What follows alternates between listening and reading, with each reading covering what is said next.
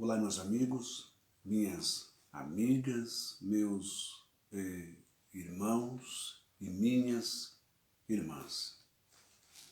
Shalom, graça e paz da parte de Deus e de nosso Senhor e Salvador, Yeshua. Eu sou o seu irmão em Cristo, mensageiro da luz. Nós vamos orar, nós vamos falar com Deus, né, nesta madrugada, para que os céus possam nos consolar, possa nos dar força para vencermos, né, as tribulações, as adversidades da vida.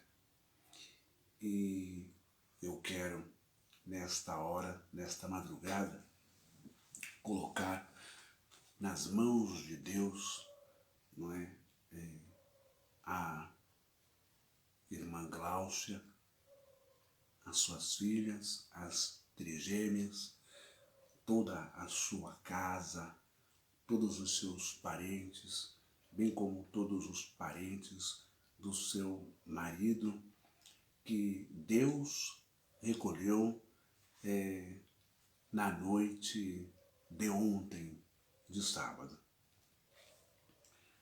E como é dito, não é?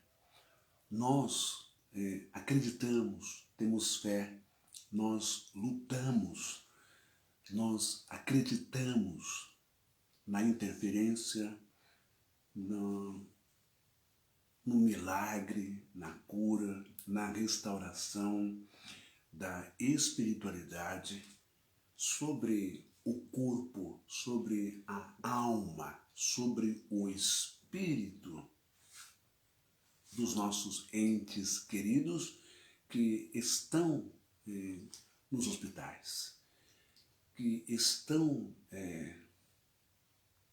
enfrentando uma enfermidade, que estão passando pelo vale da sombra. Mas eu espero poder, com esta palavra, enxugar um pouco as suas lágrimas, Gláucia e família, bem como dos colegas e amigos, não é, do Mário, que nos deixa depois de uma longa e difícil e delicada batalha contra o Covid-19. E este momento, claro que nos faz refletir, faz pensar, nos faz questionar. Meu Deus, por quê? Por que, Senhor, o meu marido? Por que a minha esposa? Por que o meu filho? Por que o meu avô e a minha avó foram levados pelo Covid? Por quê? Por que o Senhor não curou fulano do câncer ou do HIV? Por que, Senhor? E tem uma resposta para isso. Vanessa Lopes. Seja bem-vinda, Vanessa. Deus te abençoe poderosamente. Existe uma resposta para isso. A primeira coisa que nós devemos observar é uma palavra em hebraico que eu acho que, com todo o perdão, os irmãos e irmãs evangélicos têm uma grande dificuldade em entender essa palavra. No que diz respeito a esse tema morte, passagem, é mavut. Esta palavra mavut, do hebraico, ela quer dizer única e simplesmente o seguinte: ser separação. Apenas isso. Ela não está designando no seu vocábulo em hebraico mavut, morte. Ela não está designando sono, inconsciência. Amém, Vanessa. Sono, inconsciência, submundo, tormenta, fogo, inferno, não é? Nada disso, nada disso. Ela apenas ensina que a morte é uma separação. A alma, eu, alma, que falo com você agora, sou retirado dessa roupa de dentro deste corpo e vou para o meu destino, ok? Submundo, inferno, purgatório, essas dimensões sistematizadas pela teologia cristã, nada mais, nada menos, passam de invenções humanas para manipular você e ter medo. Mas a riqueza do judaísmo, não é? De onde nós temos o livro ou o conjunto de livros como regras de fé, a Bíblia Sagrada, através das fontes judaicas, o Midrash, o Talmud e tantas outras como a Cabala, nos ensinam que nós, quando somos retirados do nosso corpo, alguns são levados para dimensões espirituais, enquanto que outros ficam aqui neste mundo. Eu sei que você que é evangélico não vai concordar, não vai entender, não é? Mas eu já tenho lives no meu canal do YouTube explicando sobre isso, mas um outro dia eu posso explicar isso. Portanto, muitas famílias vivem uma opressão muito grande. E o que eu vou falar agora pode parecer pesado, mas quando nós vemos sai em nome de Jesus, espírito disso, espírito daquilo, etc, etc, e as pessoas absorveram, desenvolveram na sua mente, na mitologia, na imaginação, no lado lúdico da coisa, não é? A ideia de que uma pessoa está possessa por um espírito mau chamado daimones, ou demônio, ou os shedim em hebraico, possuídas pelos yetrabás. Isso nada mais, nada menos, são pessoas que não subiram ainda para as dimensões espirituais. Essas pessoas ficam presas aqui, neste mundo. Por que você acha que o mundo é tão conturbado assim? Por que você acha que um filho que não fumava, um filho que não bebia, um filho que não usava a cocaína, um filho que não usava o crack, claro que vai ter várias brechas precedentes, uma família desestruturada, depressão, bullying, sofrimento, ódios, rancores, segregação, como foi dito na live de ontem, na história de Davi. Os rejeitados pela família, não é? Esqueci a palavra agora. Os bastardos de Deus, foi a mensagem de ontem. Porque eu não sou filho ou filha do mesmo pai. Então o meu irmão me maltrata, briga, me achincalha, depois diz que me ama. Mas o meu outro irmão, porque é filho do mesmo pai, da mesma mãe, o tratamento é diferente. Ontem foi explicado isso e eu sei o que eu estou falando porque estou falando eu agora, da minha vida particular. Desde criança também sofri e sofro até hoje alguns ataques, alguns bullying de parentes e de irmãos, não é? Então, ontem foi explicado, tão bem explicado na live, que os bastardos de Deus, né, eles são estigmatizados, são marcados. Primeiro, muitas vezes porque não são filhos do mesmo pai ou da mesma mãe. Muitas vezes são marcados porque o pai, quando olha para ele ou para ela, ou a mãe, vê que não é bem-vindo porque ele lembra, ele é o fruto de uma relação pecaminosa, ou seja, errada. Não estavam casados, não é casado no papel, no cartório, gente, mas casado no amor, no respeito, no sexo de afinidade, sabe? De eu te amo, eu te respeito, somos um, né? Quando não tem isso, um ficar por ficar, um deslize, uma fraqueza, uma pegada, um forró, um samba, alguma coisa, aí puf, foi, gerou um filho. Então, o Davi foi fruto disso. O Davi não conheceu a sua mãe biológica. E ele diz no Salmo 51, em iniquidade fui formado, e em pecado concebeu minha mãe. Por que será que Davi disse que foi formado em iniquidade, não é? Por que será que Davi diz que o seu nascimento foi em pecado?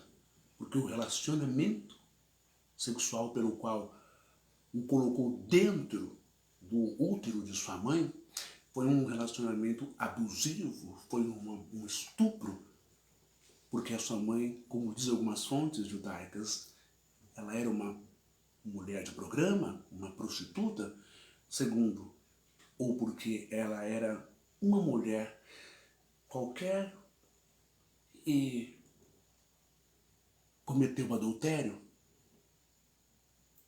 traiu seu marido e saiu com Jessé, que nasceu Davi, porque Davi não se assenta na mesa, Davi é criado lá no curral, Davi não come com seus irmãos, 7 filhos de Jessé, e eles têm ódio, eles são xenofóbicos, eles tratam Davi como algo indiferente, como um bastardo, filho de outra mulher, filho do pai. Ele causa essa divisão familiar. Então, o que eu quero dizer é que quando essas coisas acontecem na família, não é? Isso vai reverberar também no mundo espiritual. E muitas vezes o que a igreja erroneamente chama de demônio, espírito maligno, isso, aquilo que possesse, que cai na igreja e sai. Não são demônios como vocês imaginam. Porque espíritos malignos, demônios não existem. Existem espíritos impuros, existem espíritos humanos, de parentes e entes queridos que ficam aqui ainda e que precisam ser perdoados, precisam ser amados. É preciso fazer orações por essas pessoas. Um pai revoltoso, um pai em treva, uma mãe, um parente, um avô, um bisavô. Por isso que lá no Esser de Brovo, que é as 10 palavras, não 10 mandamentos, porque Deus é amigo, é pai, lá diz assim: eu sou o Deus zeloso que visito a maldade dos pais nos filhos, até a 3ª e 4ª geração. Então temos 3, 4 gerações, isso quer dizer que Deus ele é eterno, as suas misericórdias se renovam a cada manhã. Você entende isso? Como que você é valioso, como você é valiosa para Deus? Davi vai dizer, Salmo 27, 10. Ainda que meu pai e minha mãe me rejeitem, ainda que meu irmão, minha irmã me rejeitem, eu, Senhor, não te rejeitarei nunca, nunca, jamais. Porque Deus é o nosso verdadeiro Pai. A espiritualidade é a nossa verdadeira mãe, sabe? Então não há motivo mais para você se machucar, não há motivo mais para você extravasar, chutar o pau da barraca. Não, já que eu não sou amado, já que eu não sou tratado como fulana, como fulano, já que me vê com indiferença, já que eu sou ovelha negra, então dane-se, faço mesmo, vou. Não, não é necessário. Você não sabia, mas a espiritualidade te diz, você é uma bênção, você é um querido e uma querida de Deus. Portanto, muitas vezes nós sofremos, aí sim eu posso usar o termo encosto, porque esses espíritos, que não são demônios, mas são espíritos familiares, como diz o judaísmo muito bem, são os nossos antepassados que não encontraram a luz e que precisam de nossas orações, como Paulo orou para um irmão convertido. Quando esse irmão morreu, Paulo fez a oração por ele. E assim como Jesus, quando sai do seu corpo, ele vai às dimensões espirituais e leva uma palavra de amor, de perdão, de misericórdia a todos aqueles que saíram do corpo antes dele. Está em 2 Pedro, ou 1 Pedro 3 e 4. Não é? O qual foi e pregou para os espíritos em prisão. Não diz demônios nem diabos, que isso é invencionice da mitologia grega, enfim. Portanto, a tua oração, o teu perdão liberado, é capaz de trazer libertação para a sua vida. A tua intercessão é o que nós vamos fazer agora. E nós vamos meditar nessa palavra aqui. Por que será que pessoas tão boas, a gente tem o hábito de dizer naquele jargão, naquele adágio popular, não é, pessoal?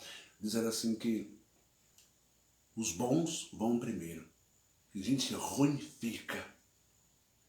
Ninguém nasce ruim, gente. Mas somos vítimas, muitas vezes, de um espírito familiar que não alcançou ainda a luz, a graça, a misericórdia de Deus. E a sua oração pode fazer isso. Sua oração pode mudar. Por que será que Jesus disse assim? Aquele que crer em mim fará as obras que eu faço e ainda fará maiores do que essas. Quais as obras que Jesus fez que nós podemos catalogar, fazer uma lista e que nós podemos fazer, as maiores das quais ele fez? Jesus curou cego, curou surdo, Jesus curou mudo, Jesus curou leproso, Jesus curou paralítico, Jesus perdoou pecados, Jesus salvou uma mulher condenada à morte pelo seu erro de adultério, Jesus perdoou uma prostituta e recebeu as suas lágrimas, Jesus, ele ressuscitou mortos. Ó, como que eu posso ressuscitar um morto, mensageiro da luz? A sua oração tem um poder, um impacto tremendo no mundo espiritual. Tem. Se o seu pai não está nesse mundo, faça uma reflexão, uma retrospectiva, como eram os seus antepassados, seus pais, seus avós, bisavós, quais eram os vícios, quais eram os problemas que eles enfrentavam, as dificuldades. Entregue eles na mão de Deus, perdoa-lhes e peça delicadamente para que deixem a sua vida em paz, para que você avance, e peça que os anjos de Deus lhe protejam, e em nome de Yeshua, em nome de Jesus, que a sua vida mude a partir de hoje. Agora, por que será que as pessoas boas, honestas, trabalhadoras, pagam impostos, fiéis, não bebem, não fumam, são pessoas exemplares, caridosas? Por que será que elas vão embora e as pessoas más ficam nesse mundo? Pergunta polêmica? Você quer a resposta? Eu vou te dar a resposta agora. E essa resposta vai também para você, viu, irmã Gláucia? Eu sei que esse vídeo vai chegar até você, porque nós passamos 10, 15 dias juntos, unânimes, orando, pregando, lutando, junto com o Mário, não é? Na luta contra o Covid, mas de sexta-feira para cá houve uma piora, não é? Foi feita a traqueostomia, que é a incisão no pescoço para que ele pudesse respirar, e na tarde de ontem o Senhor o recolheu nas dimensões espirituais. Talvez eu até entenda a sua dor. Por que você está perguntando? Com tantas lágrimas, choro. Às vezes a gente fica meio revoltoso, né? Porque não compreendemos. Paulo vai dizer em 1 Coríntios 2 que o homem natural não compreende as coisas do Espírito porque lhe parecem loucuras. Presta atenção. O Isaías, capítulo 57, ele vai dizer assim: perece o justo, e não há quem se impressione com isso. E os homens piedosos são arrebatados, sem que alguém considere nesse fato. Pois o justo é levado antes que venha o mal, e entra na paz. Descansam no seu leito os que andam em retidão. Você percebe que o justo, ele é levado antes que venha o mal? Quando Jesus está de joelhos no Getsemane, que é o Monte das Oliveiras, havia vários pés de azeitona, fabricação de azeite. Quando Jesus está orando ali na madrugada, ele tem uma revelação como se fosse um retroprojetor, um telão que abre para ele, e ele vê, daquele momento em diante, todo o cenário, o espetáculo sequencial de horrores que irá acontecer com ele. O Judas chegando com os soldados do templo, os soldados romanos, prendendo-o com varapaus, levando-o para ser interrogado, né, na pretória de Roma. Ali ele é interrogado, ele é humilhado, ele é achincalhado, ele é agredido, é soco, é tapa, é chute, é cuspe, agressão verbal, agressão física. Depois ele passa uma noite, isso não vai contar nos evangelhos, tá, pessoal? Ele passa uma noite numa solitária, em um poço de 2, 3 metros de altura. Ele é acorrentado aqui, nos 2 braços, e acorrentado nas pernas. Uma tortura horrível, onde os seus ossos, os seus órgãos são esticados no ar, e ele passa essa noite acorrentado no ar. Depois ele é retirado, num estado deplorável de dor, frio, fome, agressão, rosto inchado, e ele é levado para ser interrogado de novo por Caifás, é interrogado depois pelos governadores, pelos políticos, o conchavo político, religião e política, e depois ele é entregue e eles pegam, zombam dele de novo, arrancam a sua roupa, não é? E ele fica nu. Presta atenção. Ele fica completamente nu, sem cueca. Já pensou nisso? Uma vergonha pública, uma humilhação pública. E ele é levado, os caras pegam, como ele diz, rei dos judeus, eles vão pegar do arbusto, né, que tem na África, na região da Palestina também, espinhos de 15 centímetros. Eles colocam uma coroa num ato de escárnio, zombaria nele, pegam um porrete, dão na sua cabeça, pá, aquilo finca no seu couro cabeludo, atinge o seu crânio, e isso vai causar um inchaço, dores latentes, demenciais, sangue vai escorrer, e eles vão levá-lo até um tronco, algemar, amarrar a sua mão, e vão dar 40 chibatadas, cujo açoite na ponta tem três peças pérfuro-cortantes. Um dente de porco, aço, prego e lâmina. Pá, e vai rasgar a sua pele, a sua carne. Ele vai sangrar, ele vai ser esquartejado publicamente a sangue frio.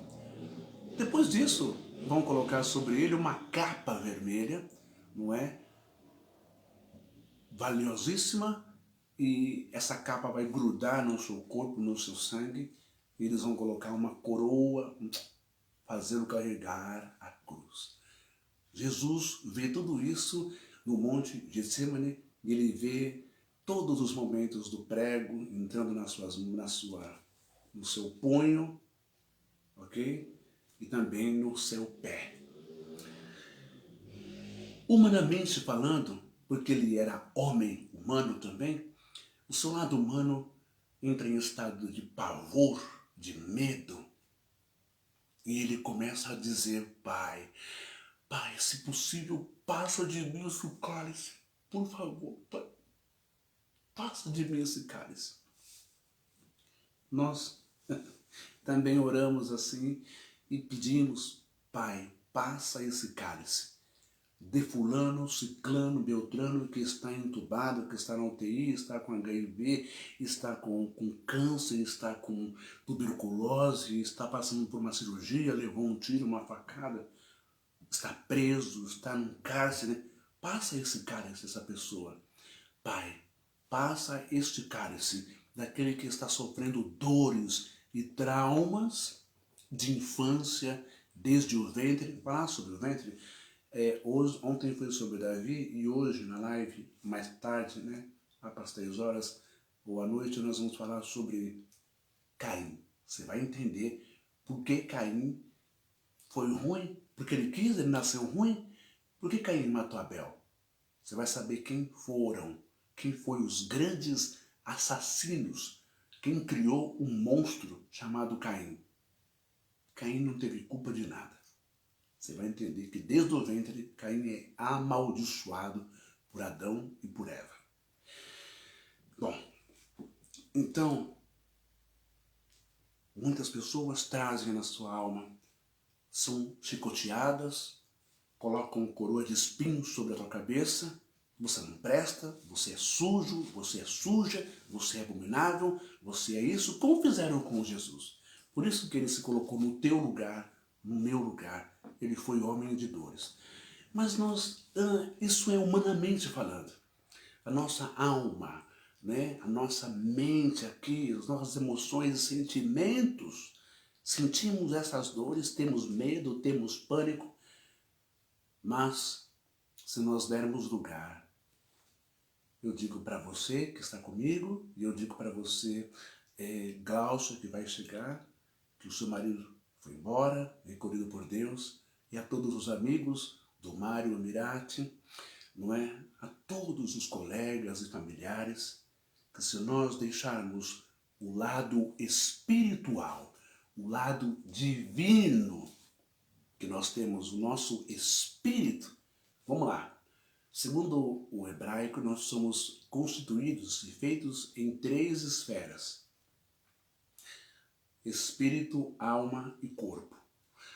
Ruá, que Deus soprou sobre nós, o ruá, vento com violência, sobre o boneco, Adão, sobre o basar, em hebraico é barro, corpo carnal, corpo. Soprou o ruá, a força divina. Essa força divina entrou, gerou a pneuma, em grego alma, mente, e essa mente também ela é conduzida, além das nossas emoções, desejos, ela tem a parte espiritual. Ruá, fôlego de vida do basar, corpo humano, gera a pneuma. E também temos o nefesh, que é o espírito, essa parte que nos liga com a espiritualidade, o mundo espiritual. A mente nos conecta ao mundo físico. Que tipo de comida, cheiro, sabor, sexo, roupa, alegria, choro, carro. Isso é a pneuma, é a alma. Agora, a nefesh é a parte que nos liga com Deus. Somos 3 em 1. Né? Tricotomia. Somos tricotômicos: espírito, alma e corpo. Nefesh, pneuma e basar. Se nós dermos lugar para o Nefesh, o Espírito, vamos entender e compreender todos os planos divinos e propósitos para cada um de nós. Desde quando nascemos, por que nascemos, daquele pai, daquela mãe, daquela situação, naquele lugar. Saiba de uma coisa, que todos os rejeitados por um pai, por uma mãe, por um irmão, por uma irmã, por esta sociedade hipócrita, todos nós rejeitados, os tais bastardos de Deus, somos aqueles que mais têm a dar, a oferecer, porque temos talentos, inteligência, temos autenticidade, verdade, dons, e Deus conta conosco para transformar muitas vidas e para sermos abençoados. Deus diz para você nesta madrugada, como Davi disse, e nunca foi convidado para sentar na mesa de Jessé e dos seus irmãos e da mulher de Jessé. Ele comia no curral. Mas ele profetizou e disse, preparas uma mesa perante mim na presença dos meus inimigos. Eis que o Senhor tem preparado uma mesa para você, na presença dos teus inimigos, daqueles que sempre te maltrataram, maldisseram, humilharam, te colocaram para baixo. Deus tem uma mesa preparada para você, de fartura, de bênção, de abundância e principalmente de dar a volta por cima e principalmente de honradez, porque Deus te ama e Ele é o teu verdadeiro Pai. Portanto, se nós darmos mais vazão ao nosso nefesh do que a pneuma, mais ao nosso lado espiritual, compreenderemos então o fator e o fenômeno de processos de nascimento, crescimento, processos de doença, de interrupção de vida, de problemas, de lutas. Entenderemos que não há demônios, mas há espíritos familiares que nos acompanham, que não aceitam a sua morte, que ainda alimentam raiva, mágoa, dor. Não adianta querer usar Eclesiastes, que até o seu amor, o seu ódio foi entregue ao esquecimento. Isso não tem nada a ver. Se Salomão não sabia nem mesmo dizer para onde vai o espírito ou a alma dos animais, como ele vai ter a certeza para onde vai a alma, o espírito humano de uma pessoa? Na verdade, existem coisas que foram reveladas apenas quando Jesus Cristo deixou este mundo. Portanto, como Jesus, eu digo para todos vocês, para todos nós, Pai, se possível, passa de mim esse cálice. Eu não quero, eu não quero. Deus, eu não quero que o meu parente morra. Eu não quero que o meu parente vá embora. Eu não quero, eu não quero, eu não quero. Não, eu não quero.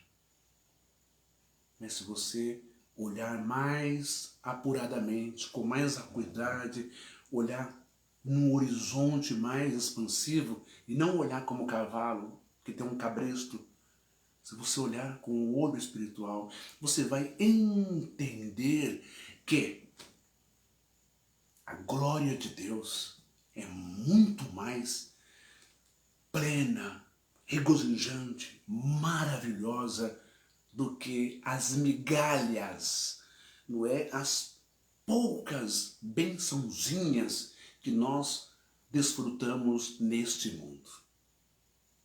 Está na hora de você deixar de mendigar carinho, afeto, amor, consideração, cadeira, um lugar à mesa, um lugar na casa, um lugar na reunião, um lugar na família. Está na hora de você ver que você pode ser o centro das atenções e que você pode ser o abençoador. Está na hora de você ver o tanto de graça, de bênção, de amor que tem dentro de você.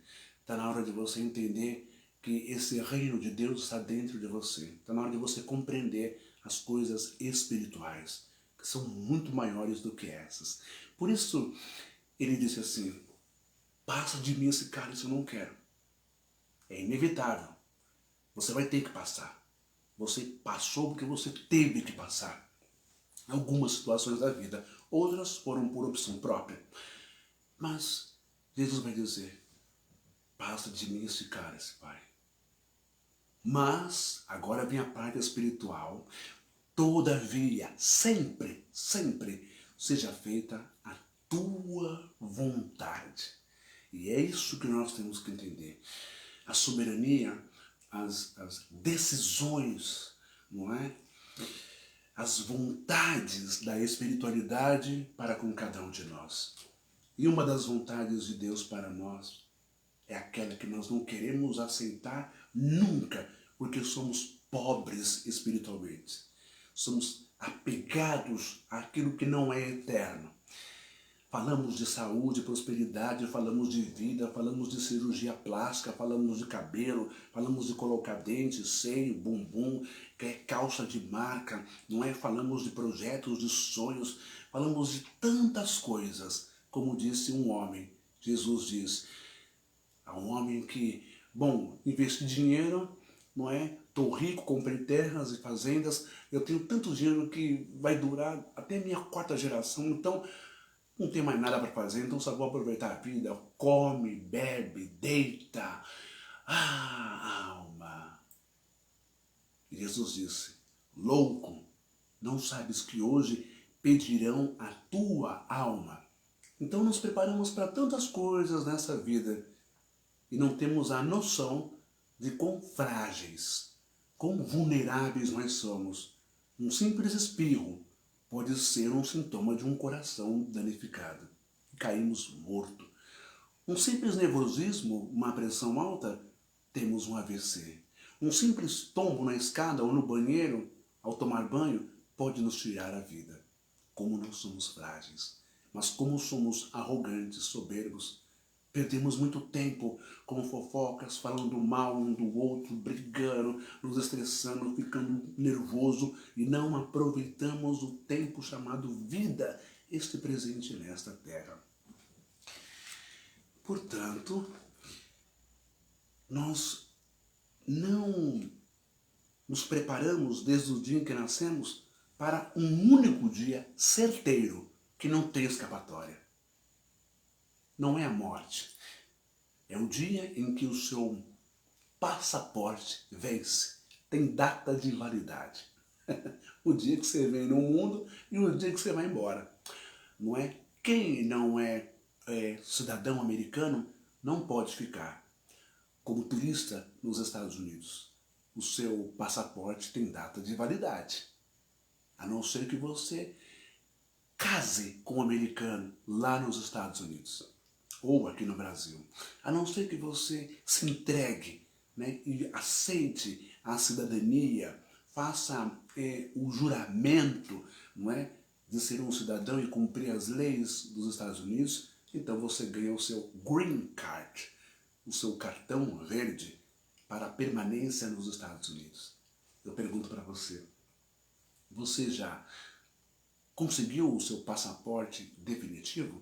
O seu visto definitivo, o seu green card para a espiritualidade?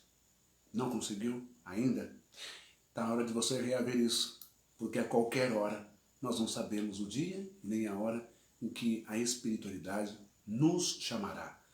O prazo de nós cumprirmos a nossa missão, investidores, professores, o que nós estamos fazendo neste mundo, gente? Você tem filho, tem filha? O que você está fazendo com o seu filho, com a sua filha, com o teu corpo, com a tua vida? Está aproveitando? A vontade de Deus é que vivamos e sejamos felizes. Isso alegra o coração de Deus. E pratiquemos o amor, a bondade e a caridade. E aí? Resumindo tudo isso que eu disse, precisamos entender e respeitar o momento da partida de alguém. E não podemos ser jamais egoístas. Perece o justo, Isaías 57, e não há quem se impressione com isso. E os homens piedosos são arrebatados sem que alguém considere nesse fato. Não, não, Senhor, não leva, não, Senhor, não. Você pode orar, você pode jejuar, você pode fazer o que você quiser. Quando está determinado por Deus, quando tem que ser, vai ser. você querendo ou não. Pois o justo é levado antes que venha o mal. A espiritualidade é tão sábia que eu fico pensando, sabe, Gláucia, ontem o Senhor levou o teu marido, o pai dos seus filhos, o Mário. Se o Senhor não tivesse levado, como seria, né, o Mário? Esse é um ponto que nós temos que parar e pensar. Somos egoístas muitas vezes e não há mal nisso. Isso é o amor, é o apego, né? Todos nós queremos ficar juntos até ficar velhinho e gaga. Mas se passamos por um processo, por permissão da espiritualidade, de adquirir uma doença letal, como um câncer ou como o Covid, tudo bem, já que você quer, eu não vou levar, ele vai ficar. Só que antes de nós pedirmos para que Deus não leve o nosso ente querido, será que a gente para e pensa como ele vai ficar? Sejamos realistas. Despesas com remédios caríssimos, porque o mundo é mau. A indústria farmacêutica é mau. São caros demais os remédios. Cilindro de oxigênio é muito caro. Marca hospitalar é muito caro. Tudo tem que ter uma concessão de um juiz, né? Uma licitação, uma busca, uma briga na justiça. O mundo é mau. As dores em estado vegetativo, terá condições de pagar um cuidador, um enfermeiro, um home care? Vai pensando nas despesas, não é? E, além disso, você vai pensando nos procedimentos hospitalares, idas e vindas, você vai ter, você vai... Como é que vai ser? Você vai parar a sua vida? Eu sei que por amor a gente para, a gente faz. Eu parei a minha vida durante uns 10, 15 anos para cuidar da minha mãe. E não foi nada fácil, mas foi com muito amor. Mas muito mais profundo do que eu estou falando, do desgaste, do gasto financeiro, é se colocar no lugar do outro. Pensa, o Mário, um homem jovem, bonito, pai de família, trabalhador, independente, provedor da família, saudável, e de repente ele fica vivo só na mente, de repente não fala, não consegue mover um dedo, um braço, não anda, está em cima de uma cama, não é?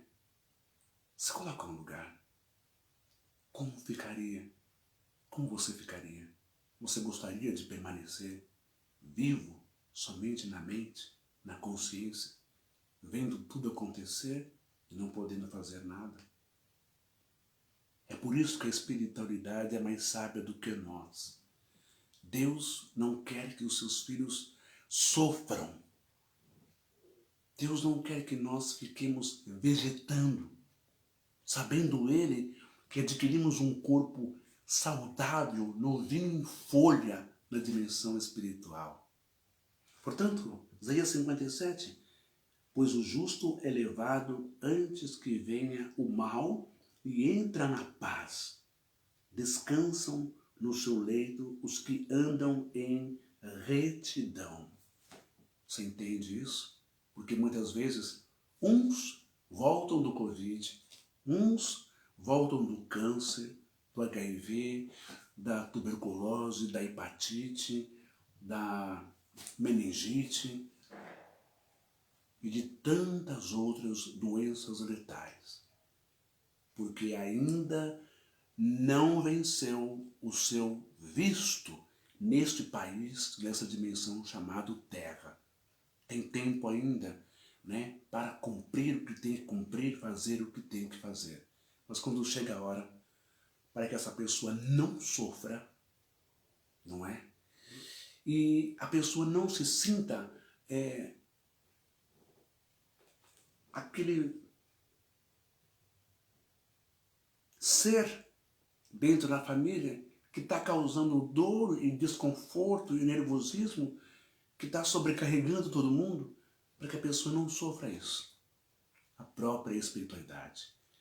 Tem a delicadeza, a sensibilidade, a humanidade, a espiritualidade de levar.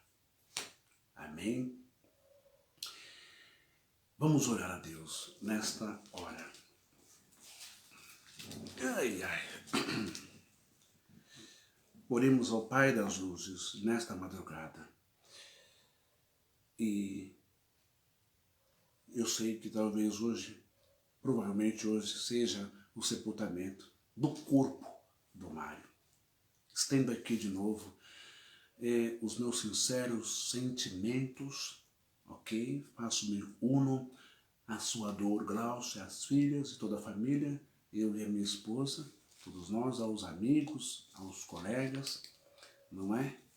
E que Deus te conforte, que Deus te abençoe, Vanessa, a sua vida, a sua alma, o seu corpo, a sua filha, seus filhos, não é? Que Deus abençoe a sua casa, o seu projeto de vida, que Deus abra as portas para você, para mim também, para que eu possa trabalhar logo. Que Deus abençoe o povo brasileiro, a todos os irmãos e irmãs, e nos livre dos encostos que precisam de oração, que precisam de perdão, que precisam entender que eles não têm o direito de amarrar a vida de ninguém, prejudicar ninguém. Pai querido e Pai todo-poderoso, nesta hora eu venho te pedir para que o Senhor derrame a tua graça, a tua luz, o teu amor e o teu perdão. Eu vou colocar um fundo musical e eu vou pedir licença aos senhores do Facebook, que é bem nessa hora da madrugada. Se eu coloco um fundo musical, vocês vão silenciar o meu... Eu não vou colocar não, porque vocês já fizeram isso, então eu não vou arriscar. Vai ser no seco mesmo. Vamos orar. Pai querido, nesta hora de oração de madrugada, como diz, eu amo os que me amam e os que de madrugada me buscam me encontram. Senhor, nós deixamos, claro que eu não estou aqui me justificando como um legalista, arrogante, não é porque eu deixei de dormir que o Senhor tem a obrigação de me abençoar. Não é isso. Mas eu deixei de dormir, acordei por amor ao Senhor, não é?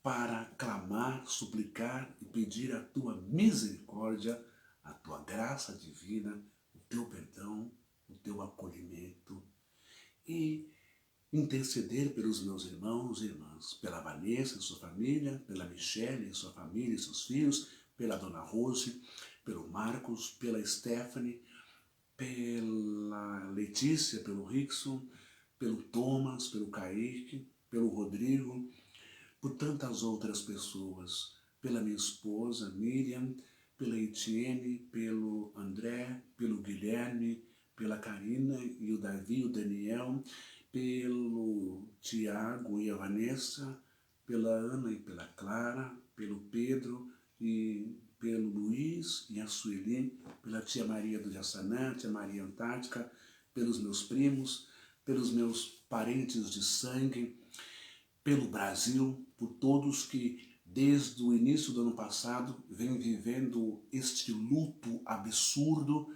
não é? E aqueles que voltaram do Covid, por todos os brasileiros, por todas as pessoas, eu vos peço, consola, derrama a tua graça, a tua bênção, a tua luz, a cura, o milagre, a cura em todas as esferas.